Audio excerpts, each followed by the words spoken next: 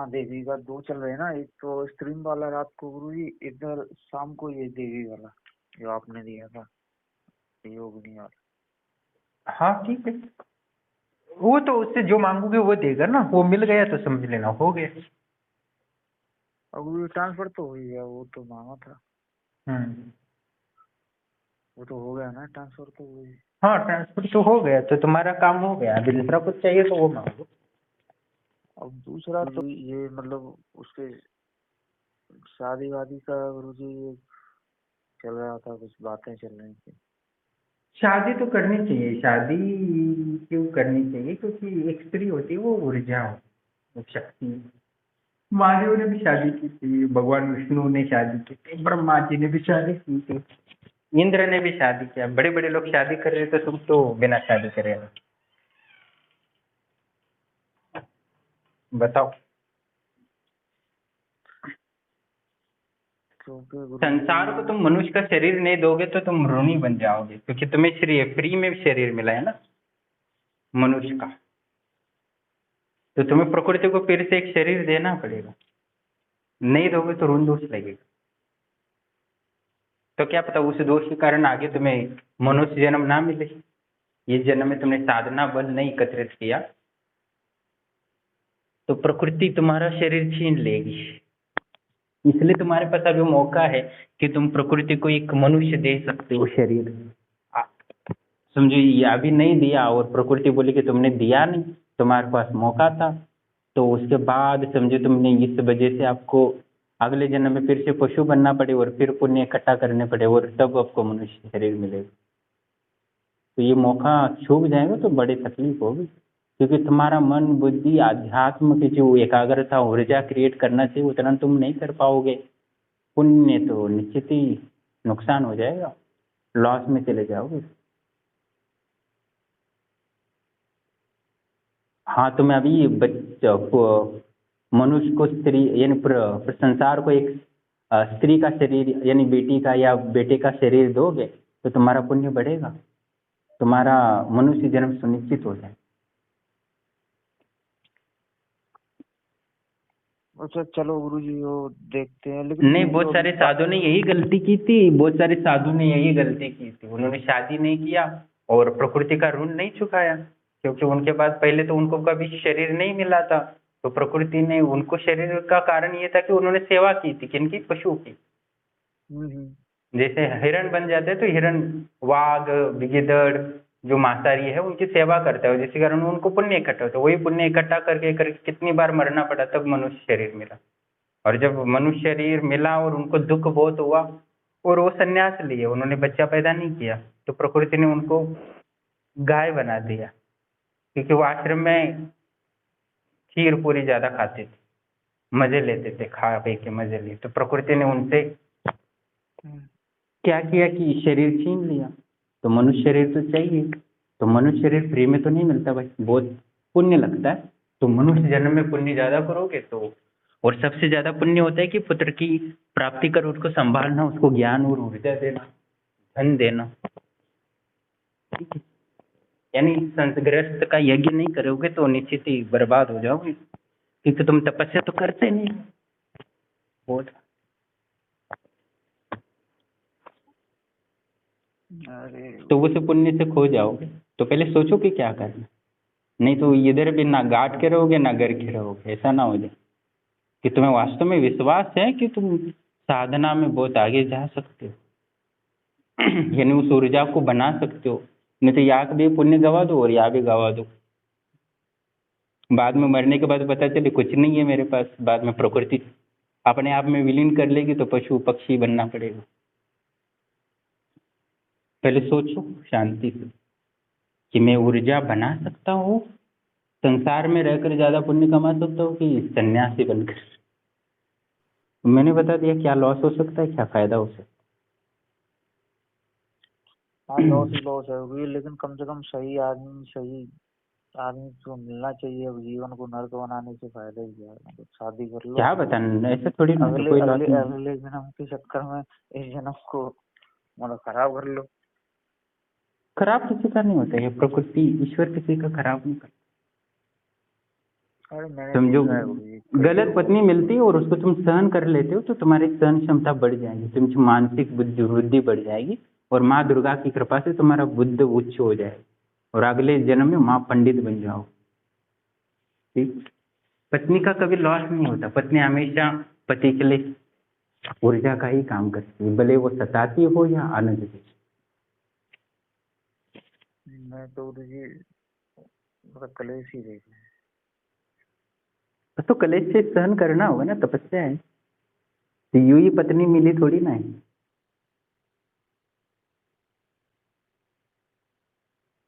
तुम्हारा जीवन का उद्देश्य बना लो, तब देख लो क्या चाहिए क्या नहीं। हैं। तो इससे यही था गुरुजी, अपना ये है कि जैसे निकल रहा है वैसे निकल जाए, थोड़ा बहुत समय और बचा है और अपना जितना होगा उतना करेंगे। वो नहीं होता। तुम कितना ज्ञान ऊर्जा अर्जित कर रहे हो इस जीवन में, कितना अनुभव के अर्जित कर रहे हो, वही जीवन का तुम्हें मत होगा। तो इस जन्म में तुम्हें अनुभव तो करना चाहिए संसार, नहीं करोगे तो अगले जन्म में दिक्कत होगी, क्योंकि तुम तो मरने वाले नहीं और तुम्हारा विकास अभी हुआ नहीं है कि संन्यास ले सको। ओहो, कि तुम स्वयं एक ऊर्जा उत्पन्न कर सको, नहीं कर सकते भाई। तो तुम्हें शादी करना चाहिए जिससे कि और ज्यादा पुण्य इकट्ठा कर सको।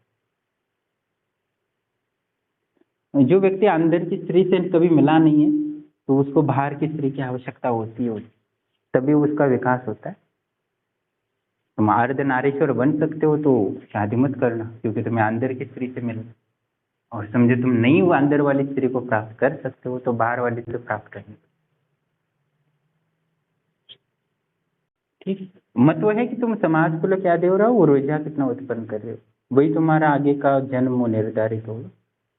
तुम कुछ नहीं दे रहा हो और फालतू का संन्यास बैठे हो तो बेकार है जिंदगी। तुम्हें जो पशु बनना पड़ेगा, फिर से वही देना पड़ेगा। इससे अच्छे कि पशु पक्षी या गाय बैल बन के समाज को कुछ देने से अच्छा है कि मनुष्य हो अभी दे दो प्रकृति को, तो वो 100 गुना दे दे अभी। और अभी इतना ताकत होकर भी कुछ नहीं दे रहे हो संसार को तो व्यर्थ है, तुम्हें पशु पक्षी बना देगी और सारा कुछ वसूल लेगी प्रकृति। तो अभी मौका है, अभी दे दो संसार। ठीक है। जब ऊर्जा है तभी नहीं दे रहे हो तो बाद में जब छीन चला जाएगा तब थोड़ी ना कुछ दे पाओगे। और जब तक कुछ सही दोगे बात। नहीं तब तक तुम्हें प्रकृति तुम्हें ज्ञान भी नहीं देगी, और प्रकृति तुम जब तक दोगे नहीं संसार को तब तक तुम्हें मुक्ति भी नहीं देगी। ये याद रखो भाई। यूं ही कोई क्या? ज्ञानी नहीं बन सकता, पता है। यूं ही कोई विचार नहीं आता कि वो योग करे और आनंद अनुभूति प्राप्त करे। जब वो संसार को बहुत कुछ दे देता है तब प्रकृति उसको वो बुद्धि देती है, वो और विवेक देती है और वो सिद्धियां देती है। उसने कई गुना दिया होता है तब उसको मिलता है। तो तुम्हारे पास तो अभी वर्तमान शरीर ही है, तो उस आध्यात्मिक ज्ञान के लिए तुम्हें अभी संसार को और कुछ देना जरूरी है, क्योंकि ज्ञान भी तुम्हें संसार ही देगा, ये मत बोलो। तो अभी तुम संसार को नहीं दे रहे हो, एक पुत्र दे रहे हो, संसार की स्त्री का सेवा नहीं कर रहे हो, तो निश्चित ही तुम बेकार है। तुम पत्नी अपने आनंद के लिए नहीं करना है, पत्नी की सेवा के लिए सोचना है, वो भी माँ दुर्गा है। ठीक ठीक। ये मानसिकता छोड़ दो कि स्त्री को भोगना है। हाँ ये सेवा मानसिकता रख करनी कर शादी कर रहे हो तुम, बेकार हो। तुम पत्नी को परमेश्वरी मानना चाहिए, उसकी आवश्यकताओं को पूरी करना चाहिए श्रद्धा विश्वास के साथ। तुम्हें किसी देवी देवता की पूजा करने की भी जरूरत नहीं पड़ेगी, क्योंकि प्रकृति ही के हर, मैंने वीडियो में बोला है ना, हर व्यक्ति में परमात्मा और प्रकृति का वास है। उनकी सेवा करोगे तो तुम्हारे ग्रह चमक जाएंगे। हम्म। पुत्र बोला। पुत्रों की सेवा करोगे तो बुध सूर्य चंद्र अच्छा हो जाएगा। माता पिता की सेवा करोगे तो सूर्य और शनि अच्छा हो जाएगा। हम्म। स्त्री की सेवा करोगे तो शुक्र अच्छा हो जाएगा। तो वही आगे जन्म के धन पैसा देगी, नहीं तो अफ्रीका में जन्म मिलेगा। ठीक ठीक। वह स्त्री नहीं मिलेगी, ना धन मिलेगा, सब दुख ही दुख मिलेगा और गंदगी और अलग, सुगंध भी नहीं मिलेगी। हम्म। ठीक है। तो ये है कि संसार के लिए ही जीना पड़ता है व्यक्ति को, तभी उसका विकास होता है। और नहीं कर रहा है तो व्यर्थ है। तुम्हारे पास दो ही रास्ते हैं, या तो तुम समाज सेवा की ओर जा सकते हो, या तो गृहस्थ की तरफ जा सकते हैं, वही है ना। इसमें दोनों तो की समाज तरफ सेवा जाना ही पड़ेगा, नहीं जाओगे तो व्यर्थ है। या तो समाज की सेवा करो पॉलिटिक्स में जाके, या तो हाँ शादी करो, नहीं तो नहीं कर पाओगे तो असंभव। हाँ समझो तुम 20 साल समाज की सेवा करते हो, तुम्हें कोई सिद्धि आनंद अनुभूति समाधि 10 मिनट में दे सकते हो, पर तुम्हारे पास वो पुण्य बल होगा। और ऐसा नहीं तुम राजनीति तो बन गए पर तुमने समाज के लिए कुछ दिया ही नहीं, उसका प्रोडक्ट ही कुछ नहीं हुआ, वैल्यू ही कुछ निकला नहीं। बस उसने तुमने ये कर दिया वो कर दिया, गोल गोल घूमना नहीं है। वास्तव में ईमानदारी से जो कार्य करते हैं तभी विकास होता है, नहीं तो नहीं। तो गृहस्थ को पालन कर रहे हो तो गृहस्थ की सारी जिम्मेदारी का पालन करो, तो प्रकृति का विकास होगा, तो प्रकृति तुम्हें वो बुद्धि के तंतु खोल देंगे। तो तुम अभी तुम्हारी उम्र कम रहे हैं तो 20 साल आ जाओगे, मैंने गृहस्थ का निर्वाह किया है, मैंने ये किया है, तो वो पुण्य सारा आनंद अनुभूति में समाधि में डाल दो, तो 10 मिनट में आनंद अनुभूति समाधि मिल जाए। ठीक ठीक गुरु जी। सेवा का फल अलग होता है, बहुत ताकत होती है। ठीक है, तो तुम्हारे पास दो ही ऑप्शन है। ठीक है, हाँ हाँ, दो हैं, समझ गया मैं। या तो हाँ तो तुम्हें ये सेवा समाज करनी की पड़ेगी, सेवा तभी करनी तुम्हारे है। सारे पुण्य बल बढ़ेगा और तभी तुम आनंद अनुभूति समाधि के योग्य हो जाओगे और परमात्मा का ज्ञान और परमात्मा की ऊर्जा को नियंत्रित कर सकोगे। उसके बगैर तो असंभव है। हाँ हाँ, दो ही ऑप्शन है गुरु जी, या तो परिवार की सेवा कर लो या समाज की सेवा कर लो, मतलब सेवा एक ऑप्शन है, उसके अलावा कोई हाँ, तभी ऑप्शन तुम्हारी आत्मा का कल्याण हो सकता है, उसके बगैर तो कोई नहीं, क्योंकि योग में तुम अभी वहां नहीं पहुंच सकते। नहीं। हाँ, योग में अभी कहाँ पहुंचेंगे, अभी योग सुराई किया ही नहीं है तो पहुंचेंगे कहाँ।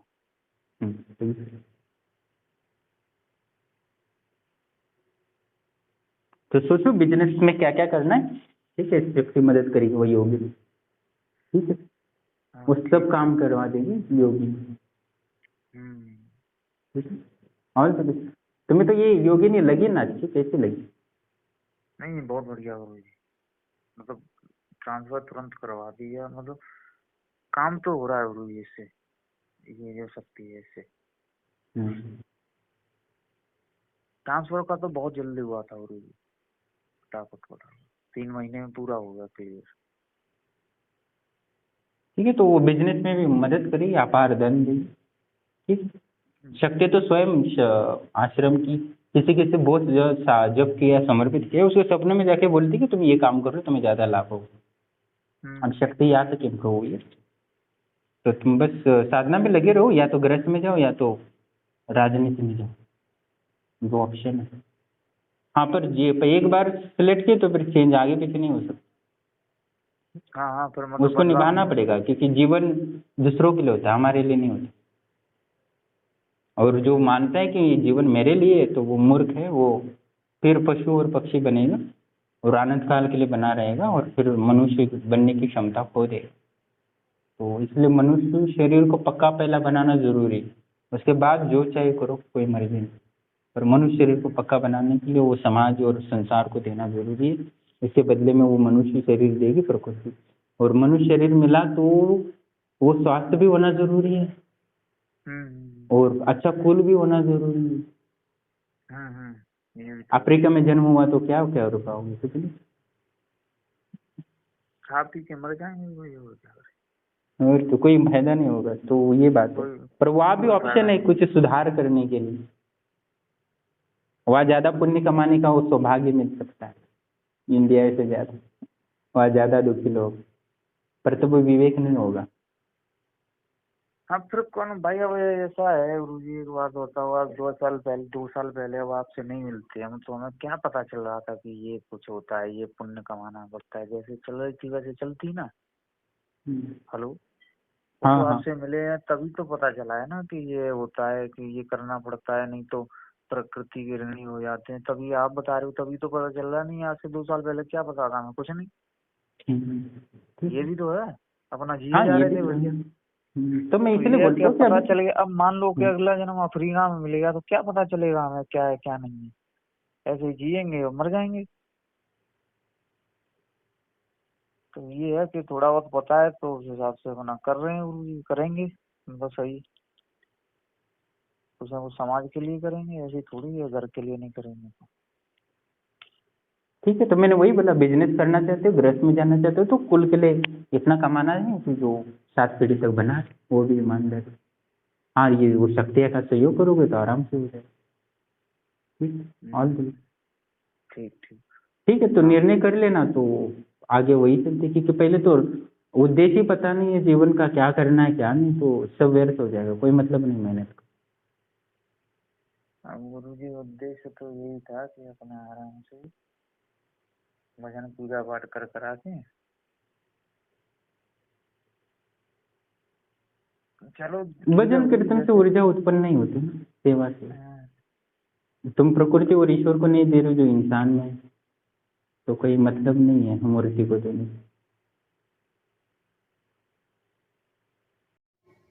प्रणाम दोस्तों। बहुत सारे ऐसे लोग हैं जो संन्यास के नाम से अपने जीवन को बर्बाद कर चुके हैं। ना उन्होंने प्रकृति और परमात्मा के लिए कुछ किया है, यानी समाज के लिए नहीं कुछ कर रहे हैं, ना अपने आत्मा की उन्नति के लिए कर रहे हैं। बस जो परंपराएं हैं जो चल रही है उनका आधार बन रहा है, और वो एक प्रकार का जीवन व्यर्थ हो रहा है, और अपनी मनुष्य जीवन को भी खो दे रहे हैं। जो सन्यासी नाम के दिखते हैं पर वो अपनी मनुष्यता को भी खो रहे हैं, क्योंकि उन्होंने कुछ दिया ही नहीं है, ना समाज के लिए दिया है, ना परमात्मा ना देवी देवताओं के लिए कुछ किया है। ना देवी देवता के लिए यज्ञ करते हैं, ना समाज के लिए का धन अर्जन करते हैं, या समाज के लिए ना अन्न का निर्माण कर रहे हैं, ना कोई जीवनावश्यक वस्तु का निर्माण कर रहे हैं। वो क्या कर रहे हैं, वो सिर्फ अपनी गोल गोल घूम रहे हैं, जो भी दान वगैरह आता है उसका भोग कर रहे हैं, और अपनी जीवन जो पुण्य संचय है इतने कई जन्मों तक अपनी सेवा करके अनगिनत पेड़ पौधे बनने हैं, और उनकी जो सेवा का बल है, जो सेवा का फल है, वो मनुष्य जन्म में जो जन्म मिला है उसका व्यर्थ कर रहे हैं दुख से डर के।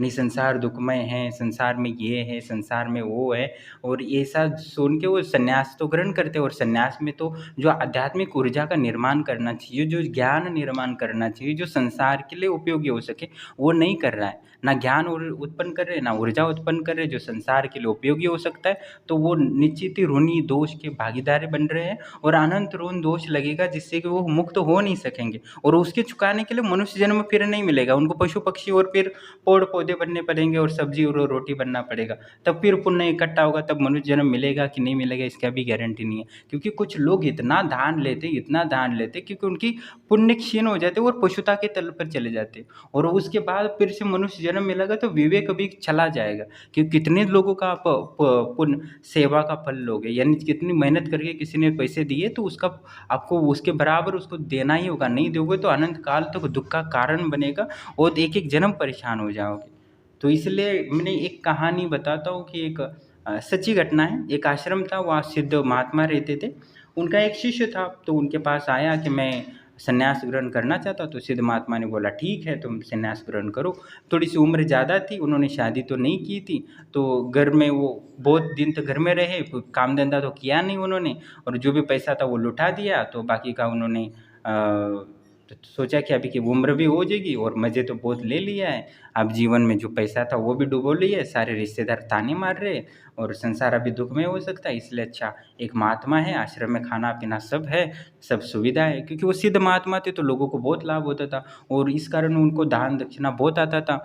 तो वो जो सन्यासी थे वो तो सिर्फ एक फल खाते थे और दूध लेते थे रात को, और बाकी समाधि में रहते थे, बहुत मेहनत करते थे। उनको बड़ी दिव्य दर्शन हुए थे देवी माँ दुर्गा का, और मैंने खुद उनसे मिला हूँ, और अभी भी उनका आश्रम है। उनका बद्रीनाथ में भी लंगर चलता है, ऋषिकेश में भी लंगर चलता है, हरिद्वार में लंगर चलता है, और मैं उनके आश्रम देखो तो एकदम 5 स्टार जैसे एकदम बढ़िया है, और वो दिव्य त्रिकालदर्शी है। और उनके आश्रम में गया तो मुझे जैसे ही मैं आगे चक्र पे ध्यान लगा के ऐसे बैठ गया, उनके पहली बार आश्रम में गया तो उनका चित्र स्वयं आके दर्शन दे रहे थे, उनका दर्शन दे रहे थे, वो एकदम ध्यान में समाधि से लेना, तभी समझ गया कि ये बहुत सिद्ध महात्मा है। तो उनसे सब बातचीत में पता चला कि ये जो गाय है ये मेरा एक शिष्य था। उन्होंने स्वयं मुझे बताया, क्योंकि वो मुझे जानते थे कि मेरी ऊर्जा लेवल क्या है, तो वो भले मैं उनके सामने बहुत छोटा था पर वो बहुत आदर से बात करते थे, मैं वो शर्मा जाता था।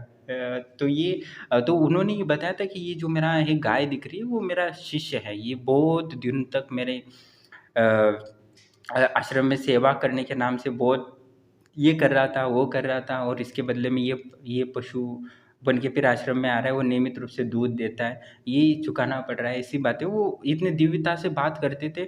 और मैं आश्चर्यचकित हो गया, क्योंकि तब मैं नया नया हिमालय गया था, और उन्होंने ऐसी-ऐसी बातें बताई गुप्त से गुप्त, जो मैंने कभी मेरे अंदर की जो ज्ञान था उसको प्रकट मिला, और उन्होंने ही सत्य, इतना सत्य और साधु मैंने कभी नहीं देखा उनके आश्रम में।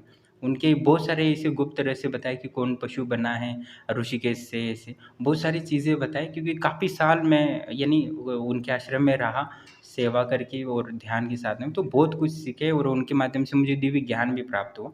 और उन्होंने इतना कुछ बातें बताई मुझे जो बहुत अंदर से आत्मीय है, और मैं अभी भी ऋणी महसूस करता हूँ। वो अभी भी ऋषिकेश में और हरिद्वार और बद्रीनाथ में वो सेवा करते रहते हैं और अपनी साधना, और उनके बहुत सारे शिष्य हैं, और उसी में से उन्होंने बहुत सारे रहस्य बताए। तब मुझे पता चला कि उनका शिष्य वो गाय बन चुका है, और वो जब वो आया था उसके बाद उसने साधना भजन तो नहीं किया, क्योंकि इतने दिव्य संत के पास गए थे पर उन्होंने कुछ नहीं किया।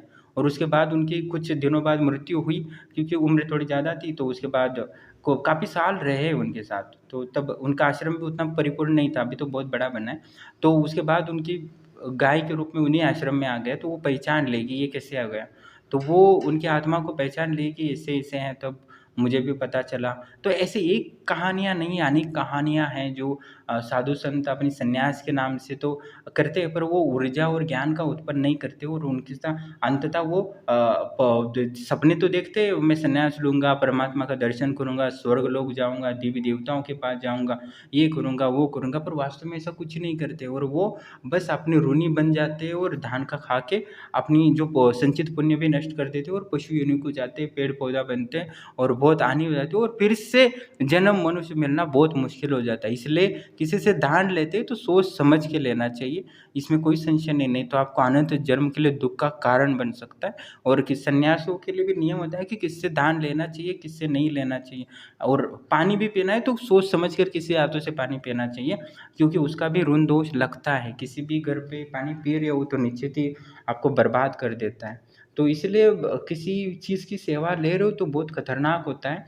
और आजकल ऐसे भी है जो बहुत सारे पाखंडी यूट्यूब में खोलते हैं, तो वो तो पशु ही है, अभी भी पशु है, अभी भी वो सोचते हैं कि मैं लोगों को ठग रहा हूँ, पैसा भी कमा रहा हूँ, बहुत सारी महिलाओं का शोषण भी कर रहा हूँ गुरु बन के, तो उनको बहुत मज़ा आ रहा है, पर उनको बाद में पता नहीं कि वो प्रकृति कैसे सारा कुछ वसूल करेगी। एक-एक दाने का, एक-एक जो अन्न का, गेहूँ का कण है ना, उसका भी वसूल करोगी, क्योंकि एक गेहूँ का कण बनना भी बहुत मुश्किल का है। मनुष्य बनना जितना मुश्किल है, उतना भी एक गेहूँ का कण बनना मुश्किल है, और उससे भी आटा चक्की बन के उस आटे चक्की से पीस के उसके बाद उस गेहूँ का कण रोटी का हिस्सा बनना भी एक, और उस रोटी का बन के भी फिर मनुष्य व्यक्ति को उस रोटी का निवाला खा ले, ये भी एक बड़ी बात है और बड़ी संयोग की बात है, बड़ी मुश्किल से होता है। यानी एक मनुष्य का अन्न का खाना बनना भी बहुत मुश्किल का काम है भाई, इतना समझ लो आप। तो इतना मुश्किल होता है, और उसका भी मनुष्य का वीर्य बनना मुश्किल है, और वो वीर्य किसी स्त्री के गर्भ में प्रवेश करना वो भी बड़ा मुश्किल है।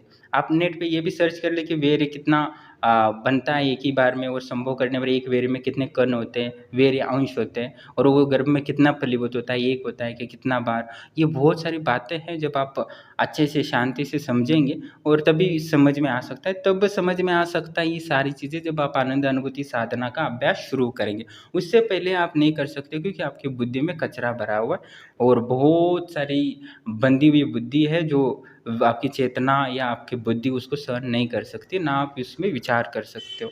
इसके लिए तो आपको आश्रम से आजीवन जुड़ना पड़ेगा। उसके बाद ही मैं आनंद अनुभूति समाधि का जब आरंभ करूँगा, तब मैं धीरे-धीरे बातें बताऊँगा कि प्रकृति का रहस्य क्या है, परमात्मा क्या है। पर ये मत सोचना कि संन्यास ग्रहण करने से कोई सिद्ध महात्मा बनता है या ऊर्जा को या परमात्मा का ज्ञान प्राप्त कर सकता है, तो वो सब बकवास है।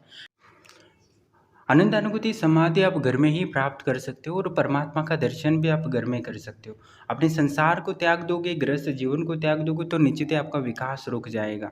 संन्यास लेना और जब आप परमात्मा के दर्शन करना चाहते हो, वो गृहस्थ में हो सकते हैं। इतना विपरीत ज्ञान संसार में भरा पड़ा है, जिसके कारण लोग अपना संन्यास लेके जीवन को बर्बाद कर रहे हैं। ना संसार के लिए कुछ लाभ दे रहा है, बहुत सारे ऐसे सन्यासी जो व्यर्थ ही जीवन जी रहे हैं और संसार के लिए बोझ है। वास्तव में बोझ है, उसमें कोई संशय नहीं हो। वो बोझ इसीलिए संसार के लिए ना, वो खुद के लिए भी बोझ है, और एक दिन वो बोझ उनको पशु योनि में और पेड़ पौधे बन के चुकाना पड़ेगा, ये बहुत खतरनाक है और बहुत दुख का कारण बन सकता है। यानी भविष्य में जितने सन्यासी जो वर्तमान में है, जो आराम से खा रहे या दूसरों को ठगी कर रहे, तो निश्चित ही वो अनंत काल के लिए ऐसे ऐसे योनि में भटकेंगे जो उनके लिए बहुत पीड़ादायक और दुख का कारण बनेंगे। इसमें कोई संशय नहीं। वो भले लोगों का भी बेवकूफ़ बनाए, तुम्हें ये करना होगा, वो करना होगा, वो चलता रहेगा, पर उनको उनकी वैल्यू यही है, वो पशु है और आगे भी पशु ही बनेंगे। प्रकृति ने उनको मनुष्य का एक मौका दिया है, वो भी वो गवा देंगे। तो इसलिए आप संन्यास लेके पाखंड मत फैलाओगे, क्योंकि पाखंड फैलाना पड़ेगा। तुम आश्रम से कहीं ना कहीं जुड़ेगी, किसी न किसी संस्था से जुड़ेगी और उनकी धारणा करोगे, उनका फॉलो करोगे, ना उससे समाज को कुछ लाभ मिलने वाला है, ना तुम्हें कुछ मिलने वाला है, तो सब व्यर्थ हो जाएगा, कोई मतलब नहीं रहेगा। इसलिए अपने घर जन्म का निवार करो, अपने पुत्र प्राप्ति करो, पुत्र ऋणी से मुक्त हो जाओ, ग्रह पितृ ऋण से मुक्त हो जाओ, अपने जो ऋण होते हैं वो चुकाओ। किसी संसार में रहोगे तो जो पिछले जन्म के जो किसी से लेना है, किसी को देना है, वो तो दे सकोगे, पर सन्यास बन सकोगे तो कुछ दे नहीं पाओगे, सबसे लेते रहोगे और ऋण चढ़ जाएगा और आगे जाके बहुत खतरनाक और भयंकर दुख का कारण बनेगी और बहुत सारी तकलीफें झेलनी पड़ेगी, जो मानसिक और शारीरिक यातनाओं से बहुत डेंजर होता है और बहुत खतरनाक होता है। तो मैं देखता हूँ बहुत सारे बार कि बहुत सारे सन्यासी हैं जो ना समाज के लिए कुछ दे पा रहे, ना या ज्ञान ऊर्जा आध्यात्मिक रूप से नहीं दे रहे, और बस समाज और संसार से ले रहे, बस उसका ऋण दोष लग रहा है और अनंत काल के लिए दुख का कारण बनेगी। क्योंकि मनुष्य जन्म बहुत मुश्किल से मिलता है और मैं धीरे धीरे समझाता हूँ जब आश्रम से जुड़ जाता है, क्योंकि बातें तो बहुत कुछ कर सकते हैं पर उस बातों से कोई लाभ नहीं होने वाला। उससे जो आपके अंदर का जो आनंद अनुभूति रूप में सत्य चित आनंद रूप में परमात्मा, तो वो जागृत नहीं होना लगा। वो सिर्फ साधना जो पद्धति है उसी से जागृत होगा। बस उसी जो पद्धति है जो मैंने मेरे गुरुदेव ने मुझे दिया है, मैं वही पद्धति आपको देना चाहता हूँ, इसलिए मैं ज़्यादा बात नहीं करता। तो जिनको जुड़ना है वो जुड़ता है और वो साधना पथ पर आगे बढ़ेगा, तो निश्चित ही मैं उसको आनंद अनुभूति समाधि दूंगा। वो जो सन्यासी लोग हैं उससे भी ज़्यादा आप आनंद का अनुभव करोगे, परमात्मा का सानिध्य प्राप्त करोगे और उनसे भी ज़्यादा आप ज्ञान अनुभव करोगे, इसकी मैं गारंटी देता हूँ। आपको घर वीर चढ़ने की ज़रूरत नहीं है, बस मैं साधना दे रहा हूँ, वो नियमित रूप से 1 घंटा 2 घंटा 3 घंटा 4 घंटा जितना दे सकते हो उतना दे दो। बाकी जिम्मेदारी मेरी है कि आपको आनंद अनुभूति समाधि तो पहुँचा दूंगा, आपको उस परम ज्ञान का दर्शन करा दूंगा जो आप कभी ना किए होगा। और संन्यास लेके भी वो जो ज्ञान आपको नहीं मिलता वो ज्ञान आपको गृहस्थ मिलेगा। तो आपको भोग और मोक्ष दोनों प्रदान करने के लिए मैं प्रयास करता हूँ और मेरी सारी साधना और मेरा सारा जीवन विज्ञान और जो भी है वो मैं आपको देने के लिए ही बैठा हूँ। बस उसके लिए जो प्रक्रिया है उसका आपको अनुकरण करना पड़ेगा, जिससे कि आपके जीवन में, आपके शरीर में, आपकी बुद्धि में, आपके मन में और आपके आत्मा में इंस्टॉल हो सके। क्योंकि मैंने सारा कुछ डाउनलोड करके रखा है, बस आप इंस्टॉल कर लो आश्रम से जुड़ के, तो निश्चित ही आप सफल हो जाओगे आध्यात्मिक और भौतिक। तो आप शुद्ध हो जाओगे और परमात्मा का दर्शन करके मृत्यु होती ही तुरंत आप, या मृत्यु से पहले भी आप सहस्त्रार को भेदन करके परमात्मा में लीन हो सकते हो। और मैं हर व्यक्ति को जो भी आश्रम से जुड़ा है वो मरने से पहले ही मैं सहस्त्र भेदन करा के परमात्मा में लीन कराने की प्रक्रिया शुरू करूँगा। शायद इसमें सरकार बाधा बन सकती है, पर परमिशन लेते तो हो सकता है, शायद नहीं भी हो सकता है। तो किसी को वो सूर्य सहस्त्रार भेदन करके परमात्मा में लीन और अनुभव करने का मैं विधि सबको देना वाला हूँ। जो आनंद अनुभूति समाधि प्राप्त करेगा उसके बाद मैं सहस्त्रार भेदन की क्रिया सबको बताऊंगा, जिससे कि वो जरा और मृत्यु से, यानी जो जरा यानी वृद्ध अवस्था होती है उससे पहले भी आप परमात्मा से लीन हो जाओ। क्योंकि मैंने इसका बहुत गहन अभ्यास किया है। मैंने जीवन में हर समय 24 घंटे परमात्मा का आनंद लेता हूँ और मेरा जीवन का उद्देश्य ही है कि हर व्यक्ति जितना भी हो सके, मैं भले कम लोगों को जोड़ता हूँ पर 100% उसको वही ज्ञान, वही रास्ते पे लेके जाता हूँ जिसको धन भी मिले, उसको स्त्री भी मिले और उसको पुत्र की प्राप्ति भी हो, श्रेष्ठ पुत्र की प्राप्ति हो और समाज के लिए कल्याणदायक हो, और साथ ही उसको आनंद अनुभूति समाधि देने का मेरा जीवन का उद्देश्य है हर व्यक्ति को जो भी आश्रम से जुड़ा है। और मैं प्रयास रहता हूँ और 100% कैसे मिल सकता है सब चीज़ें, मैं उसके लिए उसको मार्गदर्शन करता रहता हूँ। और आप देखेंगे आगे आगे सबको मिलने कैसे मिल रहा है, या जितना भी लोगों के अनुभव में डालता रहता हूँ, बाकी सभी को वो लाभ होगा। और जैसे जैसे आगे बढ़ेगा वैसे वैसे मैं उसको दिव्य ज्ञान दे सकता हूँ। और जो आगे ही नहीं बढ़ेगा तो एक स्टेप तो मैं दूसरा ज्ञान कैसे दे सकता हूँ। हाँ, कोई ध्यान कर लिया, मैंने बता दिया, उसका लाभ हुआ तो योगिनी साधना करके उसने लाभ किया, तो आगे दिव्य साधनाएं दूंगा। उसी से योगिनी साधना से ही वो लाभ नहीं रहा या साधना में एकाग्रचित होकर बैठ नहीं रहा, तो मैं उसको आगे कैसे बढ़ा सकता हूँ। तो जो भी आश्रम से जुड़ता है उसको 100% लाभ हो इसके लिए प्रयास कर रहा हूँ, क्योंकि उसमें कोई संशय नहीं, क्योंकि ये भी एक विज्ञानी है और मुझे इसमें अभी पूर्णतः पकड़ मजबूत हो गई। क्योंकि कई 2 साल से मैं जो लोगों को सहायता कर रहे हो उसमें काफ़ी लाभ हो रहे हैं जो मैंने कल्पना भी नहीं की है। और मैं आश्चर्यचकित हो जाता हूँ कि मैं ऐसी कभी कल्पना भी नहीं की थी कि मेरा चैनल इतना लोगों को लाभ देने में सक्षम हो जाएगा। और मुझे डर लगता है कि कभी कभी ज़्यादा लोग जुड़े ना, क्योंकि मैं वीडियो बंद कर डालना भी बंद करता हूँ। जो बहुत सारे लोग मैसेज करते हैं कि आप वीडियो नहीं डाल रहे हो, कहाँ गए, गायब हो गए क्या? मैं कहीं नहीं जाने वाला, बस चैनल में ज़्यादा लोग जुड़ने लगते हैं तो मैनेज करना मुश्किल हो जाता है। और मैं उन्हीं लोगों को जोड़ना चाहता हूँ जितना कि मैं 100% सभी को सहायता कर सकूँ। क्योंकि हज़ारों लोगों को देने से अच्छा है कि 100 लोगों को दे दूँ, तो वो 100 लोग अपने परिवार को, अपने आसपास लोगों को ज्ञान देंगे, तो निश्चित ही एक दिन सभी को वो ज्ञान मिलेगा। ऐसा ज़रूरी नहीं कि सभी लाखों लोग मुझसे ही जुड़े। मैं अपने शिष्यों को इतना पावरफुल बना दूंगा तो वो परमात्मा का ज्ञान और सच्चरित्र और जीवन की जीने की कला, वास्तव में जो है परमात्मा की सत्ता का कैसे अनुभव किया जाता है, वो धीरे धीरे फैलेगा। जितना फैल सके उतना फैलेगा, बाकी परमात्मा की इच्छा।